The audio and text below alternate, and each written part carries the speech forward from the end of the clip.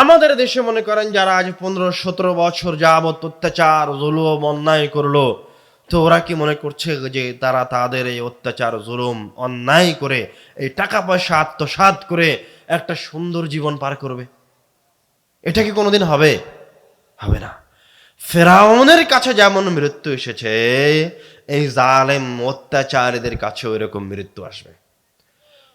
ফেরাউনের যেমন লাঞ্ছনাদায়ক মৃত্যু হয়েছিল, এই জালেম অত্যাচারীদের ওইরকম লাঞ্ছনাদায়ক মৃত্যু হবে।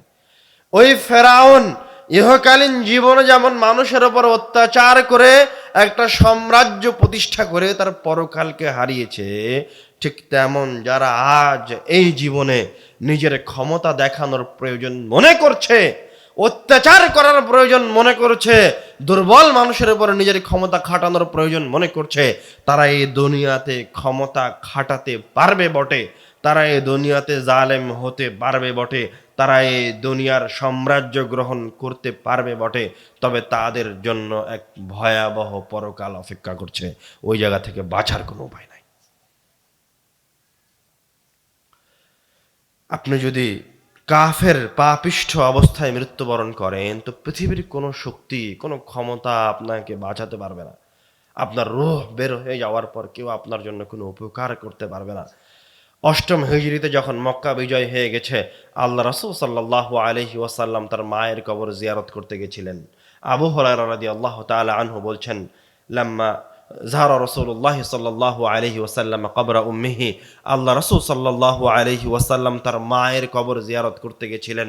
কবর জিয়ারত করতে গিয়ে বাকা এত কান্নাকাটি করলেন তার মায়ের কবর জিয়ারত করতে গিয়ে, আবকা মান হাওলা, যে আল্লাহর রাসূলের কান্নাকাটি দেখে আল্লাহর রাসূলের আশেপাশে যে সমস্ত সাহাবায়ে কেরামগণ ছিল তারাও কান্নাকাটি শুরু করে দিল। এই জায়গায় কোনো কিছু বলা হয়নি কেন আল্লাহ রাসূল এইভাবে তার মায়ের কবরের পাশে দাঁড়িয়ে কান্নাকাটি করছেন। আল্লাহ রাসূল সাল্লাল্লাহু আলাইহি ওয়াসাল্লাম আসল ঘটনা তার সাহাবীদেরকে বলছেন, ইস্তাযানতু রাব্বি আন আস্তাগফিরা লাহা, আমি আমার রবের কাছে অনুমতি চেয়েছিলাম, অনুনয় বিনয় করেছিলাম।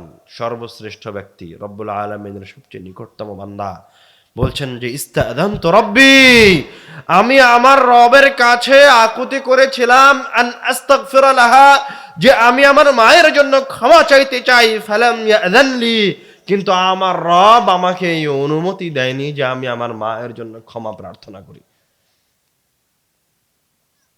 ফাস্তাযানতু রাব্বি আন আযুরা কবরাহা, যখন রব্বুল আলামিন আমাকে আমার মায়ের কবর জিয়ারতের অনুমতি দেয়নি, তখন আমি রব্বুল আলামিনের কাছে অনুমতি চাইলাম যে হে আল্লাহ, আমি আমার মায়ের কবরটা অন্তত জিয়ারত করি। ফাআযিনা লি, তখন আল্লাহ রাসূল সাল্লাল্লাহু আলাইহি ওয়াসাল্লাম আমাকে আমার মায়ের কবর জিয়ারতের অনুমতি প্রদান করলেন। এবার আপনি একবার কল্পনা করেন, আল্লাহর রাসূল ও তার মায়ের সন্তান, তার মাকে ভালোবাসেন। তিনি শুধু একজন সন্তান নয়, তিনি রব্বুল আলামিনের সবচেয়ে নিকটতম বান্দা, সবচেয়ে শ্রেষ্ঠ বান্দা, যার শাফাআত ছাড়া কিয়ামতের দিন বিচার শুরু হবে না, এরকম একজন বান্দা। আল্লাহর রাসূল সাল্লাল্লাহু আলাইহি ওয়াসাল্লাম রব্বুল আলামিনের যত নিকটতম বান্দা, এরকম কোন সৃষ্টি, এরকম কোন মাখলুক রব্বুল আলামিন সৃষ্টি করেননি। এইরকম প্রিয় একজন বান্দা, তার সবচেয়ে প্রিয় একজন মানুষের জন্য তার কবরের সামনে, তার মায়ের কবরের সামনে দাঁড়িয়ে হু হু করে কান্নাকাটি করছেন, কিন্তু তার মায়ের জন্য ক্ষমা চাইতে পারছেন না। আপনি কিভাবে এই দুনিয়াবী জীবনকে সবকিছু মনে করে নিলেন, এই পাপাচারের জীবনকে, এই সুদের জীবনকে, এই অন্যায়ের জীবনকে বেছে নিলেন? আপনার রূহটা বের হয়ে গেলে আপনার জন্য কেউ কোনো কিছু করতে পারবে না। আল্লাহর রাসূল এরকম একজন শ্রেষ্ঠ ব্যক্তি, তার মায়ের পাশে দাঁড়িয়ে কান্নাকাটি করছেন, হু করে কান্নাকাটি করছেন, কিন্তু রব্বুল আলামিনকে একবার বলতে পারছেন না যে রব্বুল আলামিন আমার মায়ের পাপগুলিকে ক্ষমা করে দেন। চিন্তা করা যায় কতটা কষ্টদায়ক, এবং মৃত্যু, এই পরকালীন জীবন কতটা সুনিশ্চিত। এই দুনিয়ায় আপনার কাছে কোনো ইনসাফ নাই, কোনো আদল নাই, এটা হচ্ছে পরীক্ষার জায়গা, পরীক্ষার হল। কেউ আয়াসী আলিশান জীবন যাপন করবে, ভরপুর নিয়ামতে জীবন যাপন করবে, কেউ কষ্টের মাঝে জীবন যাপন করবে। পরীক্ষার হলে আপনার প্রশ্ন কমন আসতেও পারে, নাও আসতে পারে, এটি তো পরীক্ষা। আপনি কেন হতাশ হলেন? কেন রব্বুল আলামিনের ইবাদত ছেড়ে দিলেন? কেন আপনি মনে করলেন যে কিস্তিতে বা লোনের উপর টাকা নিয়ে ব্যবসা শুরু করতে হবে, তারপর একদিন আমি লোন থেকে বের হয়ে আসবো? এটা আপনি কেন মনে করলেন? মানে আপনি কি বলতে চাচ্ছেন এই পৃথিবী স্থায়ী জীবন? আপনি কি মনে করছেন যে আপনার কাছে মৃত্যু আসবে না? ওসামা বিন যায়েদ রাদিয়াল্লাহু তাআলা আনহু বলছেন, কুন্না মা রাসূলিল্লাহি সাল্লাল্লাহু আলাইহি ওয়াসাল্লাম, আমরা আল্লাহর রাসূলের সাথে আছি। ফারসালাত ইলাইহি ইহদা বানাতিহি আন্না সাবিয়ান লাহা ফিল মাউত। এমত অবস্থায় আল্লাহর রাসূলের একজন মেয়ে যায়নাব রাদিয়াল্লাহু তাআলা আনহা আল্লাহর রাসূলের কাছে, তার বাবার কাছে তার বার্তাবাহককে পাঠিয়েছে, আন্না সাবিয়ান লাহা ফিল মাউত, যে তার মেয়ে যায়নাবের সন্তান মুমূর্ষু অবস্থায়। তখন আল্লাহর রাসূল তার মেয়ের বার্তাবাহককে বললেন, ইরজি ইলাইহা ফাখবিরহা, তুমি আমার মেয়ের কাছে যাও, ফিরে গিয়ে তাকে বলো, ইন্না লিল্লাহি মা আখাযা ওয়া লিল্লাহি মা আ'তা, তোমার যা কিছু আছে এই পৃথিবীতে অবস্থান করা অবস্থায়, তোমার নফস, তোমার রূহ, তোমার সন্তান, ইন্না লিল্লাহি মা আখাযা ওয়া লিল্লাহি মা আ'তা, তোমার যা আছে সব আল্লাহ তাআলা দিয়েছেন, এবং যা তোমার কাছ থেকে নিয়ে নেওয়া হচ্ছে বা তুমি যে বিপদের মাঝে আছো সেটাও রব্বুল আলামিনের পক্ষ থেকে। আল্লাহর মাল আল্লাহ তুলে নিচ্ছেন, আমরা যেটা বাংলা ভাষায় বলি, প্রবাদের মতো বলি, ওয়া কুল্লু শাইইন ইনদাহু ইলা আজালিন মুসাম্মা। তুমি আমার মেয়েকে গিয়ে বলো, রব্বুল আলামিনের কাছে এই পৃথিবীতে প্রত্যেকটা জিনিসের, একদম প্রত্যেকটা জিনিসের একটা নির্দিষ্ট সময়সীমা আছে, মেয়াদ আছে। যখন এটা শেষ হয়ে যায় তখন এটা ধ্বংস হয়ে যায়। আর যদি এটা মানুষ হয়, রূহ হয়, তখন রব্বুল আলামিন ওই রূহটাকে বের করে নেন। যেমন এই মাইকটা দেখছেন, আপনি বসে আছেন, এই পৃথিবীতে আপনি অবস্থান করছেন, যা কিছু আছে সব কিছু রব্বুল আলামিনের পক্ষ থেকে সৃষ্টি করা একটা সময়ের মাঝে অবস্থান করছে। যখন এই পৃথিবীর সময়টা শেষ হয়ে যাবে তখন এই পৃথিবীটাও ধ্বংস হয়ে যাবে, থাকবে না এই পৃথিবী। তাহলে তোমার জন্য করণীয় কি? তুমি আমার মেয়েকে গিয়ে বলো, ফাল তাসবির ওয়াল তাহতাসিব, সে যেন তার এই বিপদে, তার এই কষ্টের সময় ধৈর্য ধারণ করে এবং রব্বুল আলামিনের কাছে বিনিময় চায়। তখন বার্তাবাহক তার মেয়ের কাছে ফিরে গিয়ে আবার আল্লাহ রাসূলের কাছে ফিরে এসেছে, এসে বলছে, হে আল্লাহর রাসূল, ইন্নাহা কাদ আকসামাত লা তা'তিয়ান্নাহা, আপনার মেয়ে কসম করেছে, আপনার মেয়ে কসম করেছে আপনাকে যেতেই হবে। ফাকাম রাসূলুল্লাহ সাল্লাল্লাহু আলাইহি ওয়াসাল্লাম, আল্লাহ রাসূল সাল্লাল্লাহু আলাইহি ওয়াসাল্লাম দাঁড়িয়ে গেলেন। ওয়াকামা মাআহু সাআদ ইবনে উবাদা ওয়া মুআয ইবনে জাবাল, আল্লাহ রাসূল সাল্লাল্লাহু আলাইহি ওয়াসাল্লামের সাথে আল্লাহ রাসূলের দুইজন বড় বড় সাহাবী, সাআদ ইবনে উবাদা এবং মুআয ইবনে জাবাল, এবং যিনি হাদিস বর্ণনা করছেন, তারা তিনজনও দাঁড়িয়ে গেলেন তার মেয়ের বাড়িতে যাওয়ার জন্য। যখন আল্লাহ রাসূল এবং তার সাহাবীরা তার মেয়ের বাড়ি যায়নাবের বাড়িতে পৌঁছেছেন, রুফিআ ইলাইহিস সাবী, আল্লাহর রাসূলের কোলে তার নাতিকে তুলে দেওয়া হয়েছে। তার নাতি তখন মুমূর্ষু অবস্থায়, ওয়া নাফসুহু তাকাআকা, তখন তার রূহটা বের হয়ে যাচ্ছে, ধরফড় করে শব্দ হচ্ছে, বাচ্চা কষ্ট পাচ্ছে। রাবি উদাহরণ দিয়ে বুঝিয়ে দিচ্ছেন, কাআন্নাহু ফি শান্নাতিন, শুষ্ক মশকের ভিতরে কোনো কিছু থাকলে যেমন বাজে আওয়াজ হয়, ওই রকম শব্দ করে ওই নিষ্পাপ ছোট্ট শিশুর শরীরের ভেতর থেকে রূহটা বের হয়ে আসছে। ফাফাদা আইনা রাসূলিল্লাহ সাল্লাল্লাহু আলাইহি ওয়াসাল্লাম, এই দৃশ্য দেখে চিন্তা করেন, আপনি নিজে সর্বশ্রেষ্ঠ ব্যক্তি, তার একজন ভালোবাসার নাতিকে কোলের ভিতরে নিয়ে আসেন, তো ওই ছোট্ট সন্তানের যখন রূহটা বের হয়ে যাচ্ছে, ও কষ্ট পাচ্ছে, আওয়াজ বের হয়ে আসছে, তার কষ্ট দেখে আল্লাহর রাসূল কান্নাকাটি করতে শুরু করে দিয়েছেন। ফাদা আইনা, আল্লাহ রাসূল সাল্লাল্লাহু আলাইহি ওয়াসাল্লামের দুই চোখ দিয়ে অশ্রু গড়িয়ে পড়তে লাগলো। সাআদ রাদিয়াল্লাহু তাআলা আনহু জিজ্ঞাসা করছেন, মা হাযা ইয়া রাসূলুল্লাহ, এটা কি হে আল্লাহর রাসূল, আপনি এভাবে কান্নাকাটি করছেন? আল্লাহর রাসূলের অসহায়ত্ব দেখে তার সাহাবী আশ্চর্য হচ্ছে। তখন আল্লাহ রাসূল উত্তরে বললেন, হাযিহি রাহমাতুন জাআলাহা আল্লাহু ফি কুলুবি ইবাদিহি, এটা হচ্ছে আল্লাহর পক্ষ থেকে তার বান্দাদের অন্তরে দেওয়া মায়া, মমতা। আরেকটা হাদিসে এসেছে, আনাস রাদিয়াল্লাহু তাআলা আনহু আল্লাহ রাসূল সাল্লাল্লাহু আলাইহি ওয়াসাল্লামের সন্তানের মৃত্যুর ঘটনা বর্ণনা করছেন। দাখালা রাসূলুল্লাহ সাল্লাল্লাহু আলাইহি ওয়াসাল্লাম আলা ইবনিহি ইব্রাহিম, আল্লাহ রাসূল তার সন্তান ইব্রাহিম রাদিয়াল্লাহু তাআলা আনহুর কাছে, ওয়া হুয়া ইয়াজুদু বিনাফসিহি, এমতো অবস্থায় তার সন্তান ইব্রাহিমের রূহটা বের হয়ে যাচ্ছে। ফাযারাফাত আইনা রাসূলিল্লাহি সাল্লাল্লাহু আলাইহি ওয়াসাল্লাম, আল্লাহ রাসূলের সামনে, তার দুই চোখের সামনে, তার দুই হাতের মাঝে যখন তার কলিজার টুকরা প্রিয় সন্তানের রূহ বের হয়ে যাচ্ছে, মৃত্যুর দিকে ধাবিত হচ্ছেন, যারাফাত আইনা রাসূলিল্লাহি সাল্লাল্লাহু আলাইহি ওয়াসাল্লাম, আল্লাহ রাসূলের দুই চোখ দিয়ে অঝর ধারায় অশ্রু গড়িয়ে পড়তে লাগলো। আব্দুর রহমান রাদিয়াল্লাহু তাআলা আনহু বলছেন, ওয়া আনতা ইয়া রাসূলুল্লাহ, হে আল্লাহর রাসূল, আপনিও এইভাবে কান্নাকাটি করছেন, হে আল্লাহর রাসূল, আপনিও এতটা অসহায়।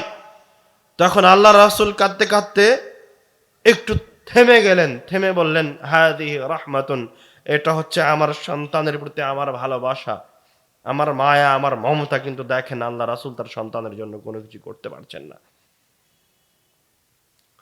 ফাতবাহু বিউখরা, এই কথাটা বলেই আল্লাহ রাসূল আবার কাঁদতে লাগলেন।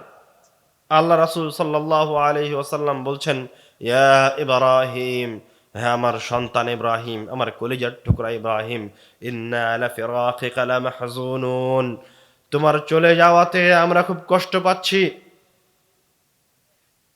আল আইনু তাদমা ওয়াল কলবু তাহজান, দুই চোখ দিয়ে আমার অশ্রু বের হচ্ছে, আমার কলিজাটা ফেটে যাচ্ছে ইব্রাহিম, তোমার আমার সন্তান, আমার প্রিয় কলিজার টুকরা ইব্রাহিম, তোমার মৃত্যুতে আমি কষ্ট পাচ্ছি। ফালা নাকুলু ইল্লা মা ইউরদি রাব্বানা, কিন্তু এই কষ্টের সময় আমি শুধুমাত্র রব্বুল আলামিনের কাছে একটাই কথা বলবো, যে কথায় আমার রবের সন্তুষ্টি আছে। সুবহানাল্লাহ। তার সন্তান মারা গেলেন তার চোখের সামনে, তার আরো একাধিক সন্তান মারা গেছেন, কিন্তু আল্লাহ রাসূল সাল্লাল্লাহু আলাইহি ওয়াসাল্লাম সরিষা সম পরিমাণ কোনো উপকার করতে পারেননি। এক সেকেন্ড সময় দেরি করাতে পারেননি যে আমার সন্তানটা এক সেকেন্ড পরে মারা যাক। অথচ তিনি সর্বশ্রেষ্ঠ মানুষ, সবচেয়ে বেশি ক্ষমতার অধিকারী মানুষ, যার কথা রব্বুল আলামিনের কাছে সবচেয়ে বেশি প্রিয়। স্বয়ং আল্লাহর রাসূল সাল্লাল্লাহু আলাইহি ওয়াসাল্লামের মৃত্যুর ঘটনা আয়েশা রাদিয়াল্লাহু তাআলা আনহা বলছেন,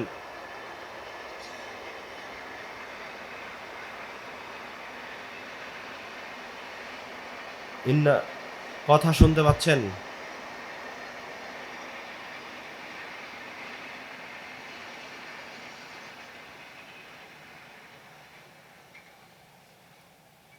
মৃত্যু যেমন আপনাকে ছাড়বে না, কাউকে ছাড়েনি। আল্লাহ রাসূলের সামনে তার সন্তান মারা গেছেন, তার নাতি মারা গেছেন, তার প্রিয়, তার নিকটতম ভালোবাসার মানুষগুলো চলে গেছেন, কোনো কিছু করতে পারেননি।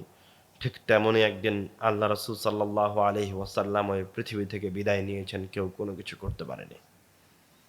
তিনি শুধু বিদায় নেননি, তিনি এক কষ্টদায়ক মৃত্যুবরণ করেছেন। আয়েশা রাদিয়াল্লাহু তাআলা আনহা বলছেন, ইন্না মিন নিআমিল্লাহি আলাইয়া, রব্বুল আলামিনের আমার ওপর কিছু নিয়ামত আছে, তার মাঝে একটা নিয়ামত হচ্ছে আন্না রাসূলুল্লাহি সাল্লাল্লাহু আলাইহি ওয়াসাল্লাম তুফিয়া ফি বাইতি ফি ইয়াউমি, আল্লাহর রাসূল আমার দিনে আমার বাড়িতে মৃত্যুবরণ করেছেন। বাইনা সাহরি ওয়া নাহরি, যখন তিনি মৃত্যুবরণ করেন তখন তিনি আমার কোলের মাঝে, এই থুতনি এবং এই জায়গার মাঝে। জামা আল্লাহু বাইনা রিকি ওয়া রিকিহি ইনদা মাউতিহি, রব্বুল আলামিন তার মৃত্যুর সময় আমার মুখের লালা এবং আল্লাহর রাসূলের মুখের লালাকে একত্রিত করেছেন। তারপর আয়েশা রাদিয়াল্লাহু তাআলা আনহা বলতে লাগলেন, দাখালা আলাইয়া আব্দুর রহমান ওয়া আনা মুসনিদাতু রাসূলিল্লাহি সাল্লাল্লাহু আলাইহি ওয়াসাল্লাম, আমার ঘরে আমার ভাই আব্দুর রহমান প্রবেশ করলো, এমতো অবস্থায় আল্লাহ রাসূল মুমূর্ষ আমার শরীরের সাথে হেলানা দিয়ে আছেন। ও ফি ইয়াদিহি সিওয়াক, আমার ভাইয়ের হাতে একটা মিসওয়াক আছে। ইয়ানজুরু ইলাইহি, আল্লাহ রাসূল সাল্লাল্লাহু আলাইহি ওয়াসাল্লাম বারবার ওই মিসওয়াকটার দিকে তাকাচ্ছেন। আরাফতু আন্নাহু ইউহিব্বুস সিওয়াক, আয়েশা রাদিয়াল্লাহু তাআলা আনহা বলছেন, আমার আগে থেকে জানা ছিল, আমি জানি আল্লাহ রাসূল মিসওয়াক করতে খুব পছন্দ করেন। তার এই কষ্টদায়ক অসহায়ত্বের সময় আমি তাকে জিজ্ঞাসা করলাম, আখুযুহু লাক, আমি কি মিসওয়াকটা আপনাকে দিব? ফাআশারা বিরাসিহি, আল্লাহ রাসূল মুখ দিয়ে কোনো কিছু বললেন না, মাথা দিয়ে ইশারা করলেন নাম, হ্যাঁ, তুমি মিসওয়াকটা আমাকে দাও। ফাতানাওয়ালতুহু, আমি মিসওয়াকটা আমার ভাইয়ের হাত থেকে নিয়ে আল্লাহ রাসূলের হাতে দিলাম। ফাশতাদ্দা আলাইহি, আল্লাহর রাসূল এতটা এতটা অসহায় হয়ে গেছেন, এতটা দুর্বল হয়ে গেছেন যে তিনি নিজে ওই মিসওয়াক করতে পারলেন না। ইশতাদ্দা আলাইহি, তার জন্য মিসওয়াক করা কঠিন হয়ে গেল। তখন আয়েশা বলছেন, মা আয়েশা আল্লাহ রাসূলকে বলছেন, উলাইয়িনুহু লাক, হে আল্লাহর রাসূল, এই মিসওয়াকটাকে আমি একটু নরম করে দেব, আমি একটু চাবিয়ে দেই। ফাআশারা বিরাসি, আল্লাহর রাসূল আবার তার মাথা নাড়িয়ে জবাব দিলেন, হ্যাঁ, তুমি মিসওয়াকটা নরম করে দাও। তখন আয়েশা রাদিয়াল্লাহু তাআলা আনহা নিজে কিছুক্ষণ আগে মিসওয়াকটাকে চাবিয়ে নরম করে আল্লাহ রাসূল সাল্লাল্লাহু আলাইহি ওয়াসাল্লামের মুখে দিলেন। ফাআমাররা বিহি, আল্লাহ রাসূল ওই মিসওয়াক দিয়ে তার দাঁত পরিষ্কার করলেন। বাইনা ইয়াদাইহি রাকওয়াতুন আও উলবাতুন, আল্লাহ রাসূল সাল্লাল্লাহু আলাইহি ওয়াসাল্লামের দুই হাতের মাঝে একটা পাত্র আছে। ইদখিলু ইয়াদাইহি ফিহি, যখন মানুষ কষ্ট পায় তখন যেই মাধ্যমে কষ্টটা একটু লাঘব হচ্ছে মনে হচ্ছে সেটাই মানুষ গ্রহণ করে। যখন আপনি ব্যথা পান তখন যেমন একটু গরম জিনিস দিয়ে ছ্যাঁকা দিয়ে ওই ব্যথাটাকে একটু লাঘব করার চেষ্টা করেন, ঠিক বিভিন্ন ক্ষেত্রে পেটে ব্যথা হচ্ছে কোনো কিছু খেয়ে ব্যথাটাকে কমানোর চেষ্টা করেন। আল্লাহ রাসূল সাল্লাল্লাহু আলাইহি ওয়াসাল্লাম মৃত্যুর সময় কষ্ট পাচ্ছেন, তার দুই হাতের মাঝে একটা পাত্র রাখা আছে। ইদখিলু ইয়াদাইহি ফিহি, আল্লাহ রাসূল কষ্টে বারবার তার দুই হাতটাকে ওই পাত্রের মাঝে ডুবাচ্ছেন, ডুবিয়ে তার মুখটাকে মাসাহ করছেন, মুখটা মুছে নিচ্ছেন, একটু আরাম পাওয়া যাচ্ছে হয়তো। বারবার আল্লাহ রাসূল সাল্লাল্লাহু আলাইহি ওয়াসাল্লাম তার মৃত্যুর আগে অজ্ঞান হয়ে যাচ্ছিলেন, হুঁশ হারিয়ে ফেলছিলেন। এক পর্যায়ে গিয়ে আল্লাহ রাসূল সাল্লাল্লাহু আলাইহি ওয়াসাল্লাম বললেন, ইন্না লিল মাউতি লাসাকারাত, নিশ্চয় মৃত্যুর রয়েছে কষ্ট, যন্ত্রণা, বেদনা। আরেকটা বর্ণনায় এসেছে আল্লাহ রাসূল সাল্লাল্লাহু আলাইহি ওয়াসাল্লাম মৃত্যুর সময় সর্বশ্রেষ্ঠ মানুষ, সবচেয়ে ইবাদত গুজার, রব্বুল আলামিনের সবচেয়ে নিকটতম বান্দা, প্রত্যেক মানুষের এবং রব্বুল আলামিনের সবচেয়ে ভালোবাসার মানুষ। আল্লাহ রাসূল শুধু আমার আপনার ভালোবাসার মানুষ নয়, রব্বুল আলামিনের সবচেয়ে ভালোবাসার সৃষ্টি। উনি রব্বুল আলামিনের কাছে তার মৃত্যুর সময় ফরিয়াদ করছেন, আল্লাহুম্মা, হে আমার রব, হে আমার প্রতিপালক, আইন্নি ফি সাকারাতিল মাউতি ওয়া গামারাতিহি, আপনি আমাকে আমার এই মৃত্যুর সময়, এই কষ্টের সময় সহযোগিতা করেন। তিনি তার কষ্টটা ধরে রাখতে পারছেন না,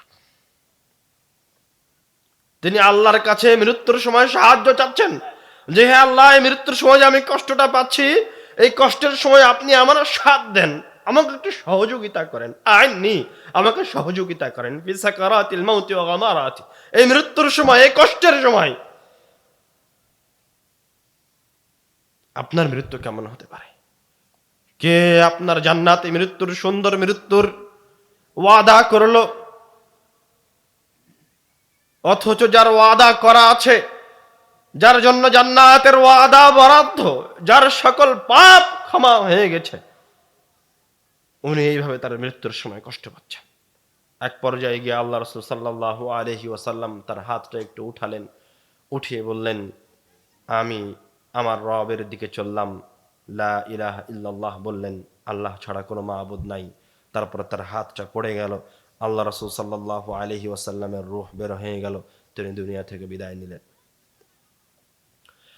আয়েশা রাদিয়াল্লাহু তাআলা আনহা বলছেন, আমি আল্লাহর রাসূলের মৃত্যুর সময়ের কষ্ট দেখার পর, আল্লাহ রাসূল মারা যাওয়ার সময় যে কষ্ট পেয়েছেন, যে বেদনা, যা সহ্য করেছেন তিনি, এই কষ্ট দেখার পর আমার কাছে আর কারো মৃত্যুর সময়ের কষ্ট আমার কাছে খারাপ লাগে না। আল্লাহ রাসূলের কন্যা ফাতেমা রাদিয়াল্লাহু তাআলা আনহা বলছেন, ইয়া কারবা আবাতা, হায় আমার বাবার কষ্ট। ওর বাপের কষ্ট দেখে সহ্য না করতে পেরে ফাতেমা রাদিয়াল্লাহু তাআলা আনহা, আল্লাহ রাসূলের কন্যা, আল্লাহ রাসূলের পাশেই বলছেন, কারবা আবাতা, আমার বাবার কষ্ট।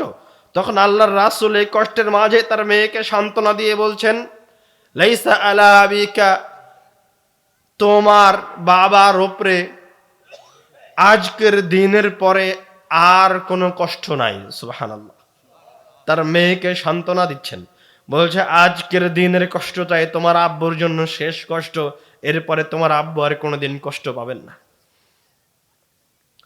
ফাতেমা রাদিয়াল্লাহু তাআলা আনহা, আল্লাহ রাসূল সাল্লাল্লাহু আলাইহি ওয়াসাল্লামের ওই মেয়ে, ওই কন্যা, যিনি আল্লাহ রাসূলের মক্কা জীবনের কষ্ট দেখেছেন, সংগ্রাম দেখেছেন। তিনি ওই দৃশ্য দেখেছেন যখন মক্কার মানুষ আল্লাহর রাসূলের মাথার উপর ভুঁড়ি চাপিয়ে দিয়েছে, কষ্ট দিয়েছে, তাকে হত্যা করার চেষ্টা করেছে। তিনি তার বাপকে রক্তাক্ত অবস্থায় দেখেছেন। তিনি ওই কন্যা যিনি দেখেছে যে তায়েফের মানুষ তার বাপকে পাথর দিয়ে মেরে রক্তাক্ত করে তায়েফ থেকে বের করে দিয়েছে। তিনি ওই কন্যা যে আল্লাহর রাসূলের জীবনের প্রত্যেকটা সংগ্রামে, প্রত্যেকটা কষ্টদায়ক জীবনকে তার এই সংগ্রামী জীবনের প্রত্যেকটা পৃষ্ঠায় পৃষ্ঠায় তার সাথে ছিলেন। তো তিনি দেখছেন যে আল্লাহ রাসূলের জীবন তার শুরু থেকে নিয়ে শেষ পর্যন্ত, যখন শেষ নিঃশ্বাসটাও বের হয়ে যাচ্ছে, তখন তার শেষ নিঃশ্বাসটা বের হচ্ছে কষ্টের মধ্য দিয়ে। কিভাবে একজন মানুষ, একজন মুমিন মনে করতে পারে যে তার ইহকালীন জীবনটা সবসময় জান্নাতি জীবন হবে? কেন এই ইহকালীন জীবনকে জান্নাতি জীবনে পরিণত করার জন্য ছুটাছুটি করছে? কেন আপনার বাড়িতে অতিরিক্ত প্রয়োজনের চেয়ে বেশি সরঞ্জাম আদি আছে? কেন আপনি মৃত্যুর কথা স্মরণ করেন না? কেন আপনি মৃত্যুর জন্য প্রস্তুতি গ্রহণ করেন না? এই পৃথিবী থেকে সবাইকে চলে যেতে হবে এবং চলে যাওয়ার সময়টার জন্য প্রস্তুতি গ্রহণ করতে হবে। চলে যাওয়ার সময় যদি আপনার আমলনামা খারাপ থাকে তো আপনাকে কেউ বাঁচাতে পারবে না। আল্লাহ রাসূল সাল্লাল্লাহু আলাইহি ওয়াসাল্লাম শিখিয়ে দিলেন যে তোমাদের যখন কেউ মারা যায়, লাক্কিনু মাউতাকুম লা ইলাহা ইল্লাল্লাহ, তোমাদের মুমূর্ষ ব্যক্তিকে লা ইলাহা ইল্লাল্লাহ শিখিয়ে দাও। কেন? কেননা মান কানা আখিরু কালামিহি লা ইলাহা ইল্লাল্লাহ, তার জীবনের শেষ কথা লা ইলাহা ইল্লাল্লাহ, দাখালাল জান্নাহ, সে জান্নাতে প্রবেশ করবে। সুবহানাল্লাহ। মানে আল্লাহ রাসূল এই হাদিসটা এইভাবে বললেন, এর মানে এই নয় যে একজন মানুষ তার জীবন সুদের উপর পার করে দিবে, তার গাড়ি বাড়ি সুদের উপর হবে, সে আজীবন গান বাজনা বাদ্যযন্ত্র শুনতো, সে আজীবন তার চোখ দিয়ে জেনায় লিপ্ত ছিল, তার মন দিয়ে জেনায় লিপ্ত ছিল, তার কথা দিয়ে জেনায় লিপ্ত ছিল, আর সে মৃত্যুর সময় লা ইলাহা ইল্লাল্লাহ বলতে পারবে, এমনটা হবে না। যদি তাই হতো তাহলে সবাই জান্নাতে চলে যেত। আল্লাহ রাসূল বারবার এই মৃত্যুর জন্য প্রস্তুতি গ্রহণ করতে বলতেন না। আল্লাহ রাসূল সাল্লাল্লাহু আলাইহি ওয়াসাল্লাম তার মায়ের কবর জিয়ারত করতে গিয়ে একটা উপদেশ দিলেন, জুরুল কুবুরা, তোমরা কবর জিয়ারত করো, ফাইন্নাহা তুযাক্কিরুকুমুল মাউত, কেননা কবর মানুষকে মৃত্যুর কথা স্মরণ করিয়ে দেয়। আপনারা কষ্ট করে ঠান্ডার মাঝে বসে আছেন, আমরা আলোচনা লম্বা করব না, একটু ধৈর্য ধরে আর 5 থেকে 10 মিনিট সময়, আমরা আলোচনার শেষ পর্বে চলে এসেছি। খবরদার, চোখে চোখ রেখে মনোযোগ সহকারে আলোচনা শোনেন। কেউ একজন কথা বলতে শুরু করেছে আশেপাশে। যারা ভলেন্টিয়ার আছো, তোমাদেরকে প্রত্যেকদিন আলোচনা শুনতে হবে এমন নয়, তোমরা আজকে খেদমত করো। কেউ যেন কোনো দিক থেকে কথা বলতে না পারে। আজকে আমরা স্বাভাবিক ভঙ্গিতে কথা বলছি, মৃত্যু নিয়ে আলোচনা করছি। আপনি নিজে থেকেই নিজেই মনোযোগী হয়ে কথা শোনার আপ্রাণ চেষ্টা চালান। নিজের পরকাল কেমন হতে পারে তা নিয়ে একটা মোটামুটি ধারণা নিয়ে এখান থেকে বিদায় হন। আল্লাহ রাসূল সাল্লাল্লাহু আলাইহি ওয়াসাল্লাম মৃত্যুকে সামনে রেখে বক্তব্য দিয়েছেন, খালি মৃত্যুর কথাই বলেছেন।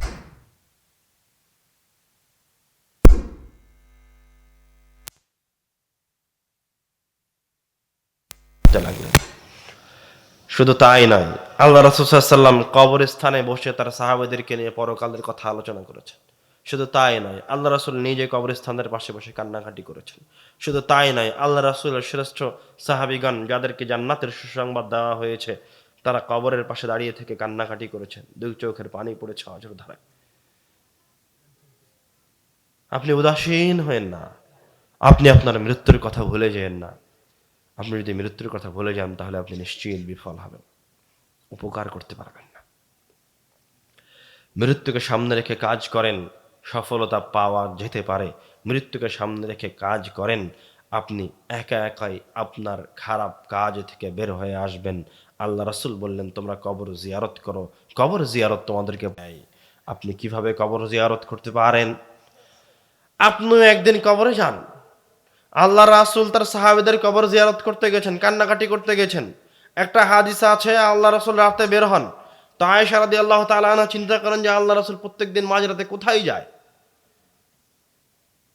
তিনি তো তার স্ত্রী, তার মনে জেগেছে, খটকা জেগেছে, কোথায় যান? তিনি আল্লাহ রাসূলের পিছু অনুসরণ করলেন, আল্লাহ রাসূলকে না বলে। তো দেখে যে আল্লাহ রাসূল সাল্লাল্লাহু আলাইহি ওয়াসাল্লাম গোরস্থানে যাচ্ছেন।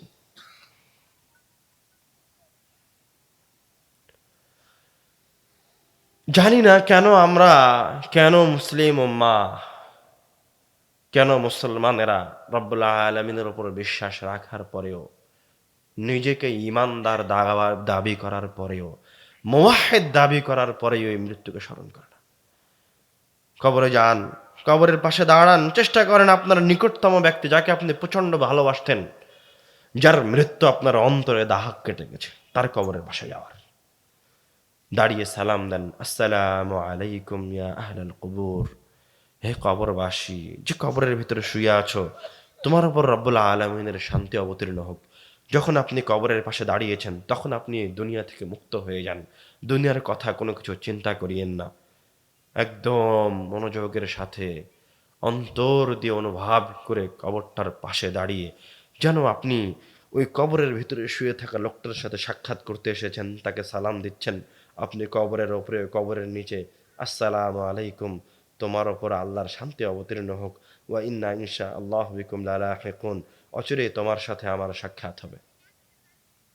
যেমন আমি একজনের সাথে সাক্ষাৎ করে বলি, ভাই ইনশাল্লাহ আবার কোনো সময় দেখা হবে। কবরে গিয়ে দাঁড়িয়ে যার পাশে দাঁড়িয়েছেন, আপনার ওই সন্তান হতে পারে, আপনার বাপ হতে পারে, আপনার মা হতে পারে, কবরে দাঁড়িয়ে যেন আপনি কি তাকে সালাম দিচ্ছেন, আসসালামু আলাইকুম, আমার প্রিয় বন্ধু, আমার আব্বু, আমার আম্মা, তোমাকে সালাম দিচ্ছি, তোমার ওপর রব্বুল আলামিনের শান্তি অবতীর্ণ হোক। কিছুদিন পরে কোনো এক সময়, অচিরেই নিকটতম সময়ে আপনার সাথে আমার সাক্ষাৎ হবে।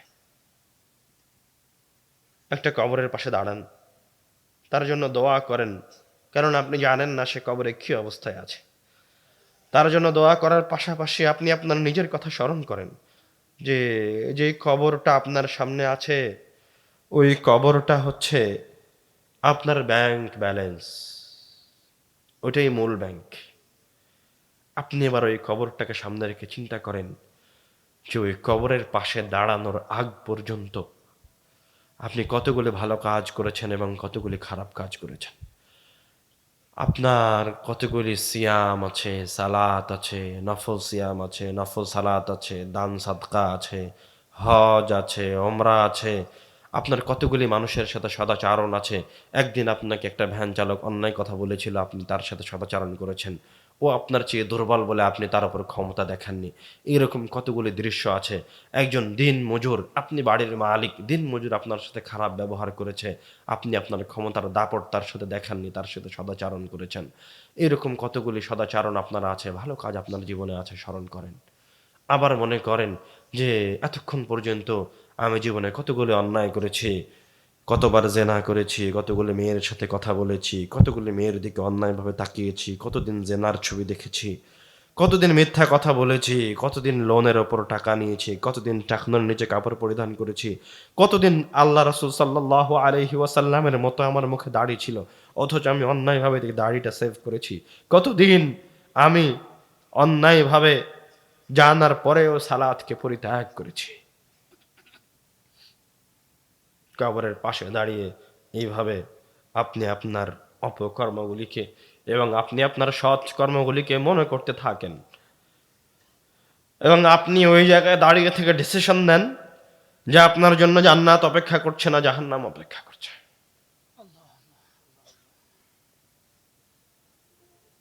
এই পৃথিবীতে রব্বুল আলামিন আপনাকে পরীক্ষার জন্য পাঠিয়েছেন, ইবাদতের জন্য পাঠিয়েছেন। আপনি কল্পনা করতে পারেন না, আপনি ওই কবরের, যে কবরটার পাশে এখন দাঁড়িয়ে আছেন, উপস্থিত দাঁড়িয়ে আপনার যে আব্বুর কবরে সালাম দিচ্ছেন বা আম্মুর কবরে সালাম দিচ্ছেন বা সন্তানের কবরে সালাম দিচ্ছেন বা প্রিয় বন্ধুর কবরে সালাম দিচ্ছেন, ওই আপনার মা, বাবা, বন্ধু বা ওই নিকট আত্মীয়টা যদি পাপিষ্ঠ অবস্থায় মারা যেয়ে থাকে, কাফের অবস্থায় মারা যেয়ে থাকে, তো আপনি উপস্থিত ওই কবরের পাশে দাঁড়িয়ে যে একটা মিনিট সময় দাঁড়িয়ে আছেন না, ওই একটা মিনিট সময়ের জন্য ওই কবরের ভিতরে থাকা আপনার ওই নিকটতম ব্যক্তিটা আল্লাহর কাছে ফরিয়াদ করে বলছে, আল্লাহ আমাকে ওই একটা মিনিট সময় দাও, আমি একটু ইবাদত করে আসি। আপনি যে 5টা মিনিট সময় অপচয় করছেন, অন্যায় লিপ্ত আছেন, 10টা মিনিট সময় আপনার জীবন থেকে চলে যাচ্ছে, আপনি এই সময়ের মূল্য বুঝতে পারবেন না যতক্ষণ পর্যন্ত না আপনি কবরের ভিতরে প্রবেশ করছেন। ওই কবরে শুয়ে থাকা এই মাটির নিচে যে মানুষটা আছে, যে মাটির ওপর আপনি এখন বসে আছেন, ওই মাটির নিচে যে মানুষটা আছে, পাপিষ্ঠ ব্যক্তিটা আছে, ও আল্লাহর কাছে আপনার এই 5 মিনিট, 2 মিনিট, 10 মিনিট, 10 সেকেন্ড সময়ের জন্য ফরিয়াদ করছে, চিৎকার করছে। রব্বুল আলামিন বলছে, যখন তাদেরকে আযাব দেওয়া হয়, ইয়াসতারিখুনা ফি, তখন তারা সেখানে জান প্রাণ ছেড়ে দিয়ে চিৎকার করে, আল্লাহকে বলে, আল্লাহ তুমি আমাকে দুনিয়ায় ফিরে যেতে দাও, যা করতাম তা আর করবো না, খালি ভালো কাজ করব, কোনো অন্যায় করব না, তোমার ইবাদত করব।